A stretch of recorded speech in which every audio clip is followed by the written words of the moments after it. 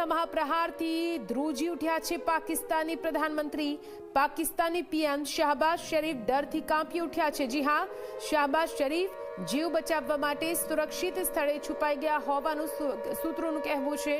શહબાઝ શરીફ જીવ બચાવવા માટે બંકરમાં છુપાયા છે, એટલે કે પાકિસ્તાનમાં હવે પોતાના જ ઘરમાં પોતાના જ નેતાઓ, પોતાના જ પ્રધાનમંત્રી સુરક્ષિત ન હોય તે પ્રકારનો હાલ તો પૂરો સિનારિયો સામે આવી રહ્યો છે। અને એ પણ એટલા માટે કેમ કે પાકિસ્તાનની હરકત પર ભારતે વળતો જવાબ એવી રીતે જોરદાર રીતે આપ્યો છે કે આખરે પાકિસ્તાનના તમામ નેતાઓ પણ હવે ઊંધી પૂંછડીએ ભાગ્યા છે।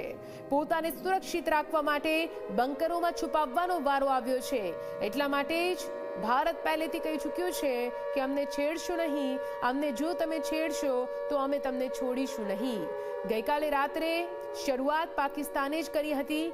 પરિસ્થિતિ શાંત હતી, પરંતુ આ ચંપાભરી શાંતિ વચ્ચે પાકિસ્તાને જે રીતે એક હરકત કરી અને ભારતીય સરહદની અંદર રહેલા 4 રાજ્યો પર જે રીતે મિસાઇલોનો મારો ચલાવવાનો નિષ્ફળ પ્રયાસ કર્યો, તે પછી ભારતે શરૂઆત કરી છે। અને આ શરૂઆતથી કઈ રીતે શહબાઝ શરીફ પાકિસ્તાનના પ્રધાનમંત્રી જીવ બચાવીને ઊંધી પૂંછડીએ ભાગ્યા છે।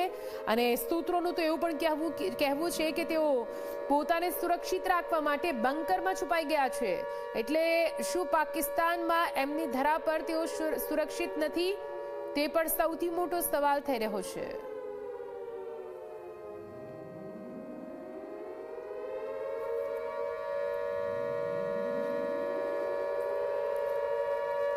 તો જનતાનો જીવ